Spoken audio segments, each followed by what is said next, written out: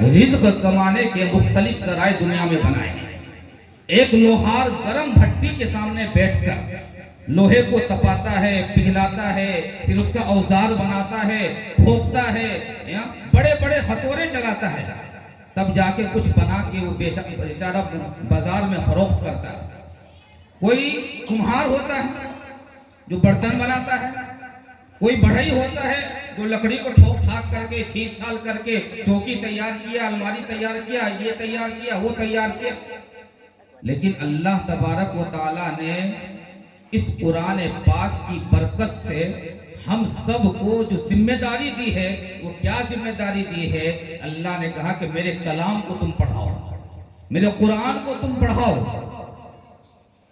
اللہ نے اس ذمہ داری کے لیے ہمیں چنا ہے، ہمیں بڑھئی کے لیے نہیں چنا، ہمیں لوہار کے لیے نہیں چنا، ہمیں اور کام کے لیے نہیں چنا، ورنہ تو اینٹ جوڑنے والے اینٹ جوڑ کر مکان تیار کر رہے ہیں، سمجھے کہ نہیں؟ پتھر والے پتھر توڑ رہے ہیں، سمجھے کہ نہیں؟ لیکن اللہ کا شکر ہے کہ ہم لوگ، سمجھے کہ نہیں، اللہ کا کلام ان بچوں کو پڑھا رہے ہیں۔ یہ ہمارے لیے نعمت ہے، یہ ہمارے لیے نعمت ہے۔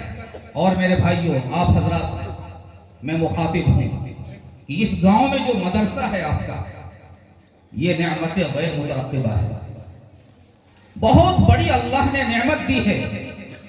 کیوں کہ جب صبح ہوتی ہے اور یہ بچے جب درسگاہ میں جاتے ہیں، ہم اپنے گھروں میں سوئے ہوئے ہیں، نہ ہم نے فجر کی نماز پڑھی، نہ ہم نے اللہ کو یاد کیا، لیکن اس گاؤں میں پڑھنے والے باہر کے بچے، جس کے گاؤں میں آپ کبھی نہیں گئے، جن کے والدین کو آپ نہیں جانتے، جو آپ کے رشتہ دار نہیں ہیں، جن کا کوئی آپ سے تعلق نہیں ہے، جن کو آپ پہچانتے نہیں ہیں، جن کے باپ کے نام سے آپ واقف نہیں ہیں، جن کے گاؤں کے نام سے آپ واقف نہیں ہیں، وہ بچے آپ کے گاؤں میں رہ کر، آپ کے مدرسے میں رہ کر، سمجھے کہ نہیں، اعوذ باللہ من الشیطان الرجیم بسم اللہ الرحمن الرحیم سے اس بستی کے دن کی شروعات کرتا ہے، میں کہ نہیں؟ اور پھر اللہ تبارک و تعالیٰ کا کلام پڑھتا ہے۔ میرے دوستو، کتنی بڑی دولت اللہ نے ہمارے اس گاؤں میں دی ہے، اس دولت کی ہم لوگ قدر کریں۔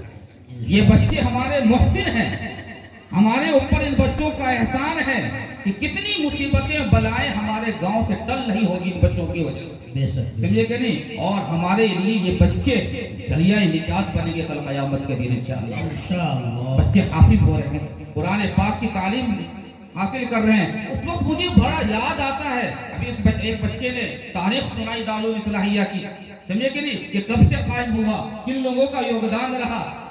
جب یہ بچے پڑھ رہے تھے، ابھی مجھے احساس ہو رہا تھا کہ جن لوگوں نے اس مدرسے کی تعمیر کرائی ہوگی، اس بنیاد ڈالی ہوگی، آج وہ جس حالت میں جہاں بھی ہوں گے، ان بچوں کی پڑھنے کا ثواب تو ضرور مل رہا ہوگا۔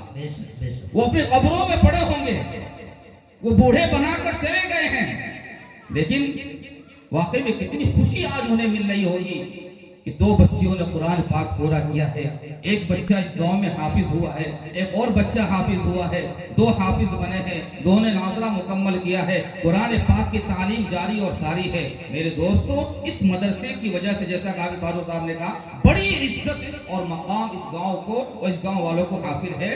اس عزت کو قائم رکھے، بچا کر رکھے۔ بس اس پہ میں اپنی بات کو ختم کرتا ہوں، اپنی عزت کو بقا۔ ایک واقعہ سن لیجیے، جیسے حافظ فاروق صاحب نے بہت سارے واقعات سنائے ہیں،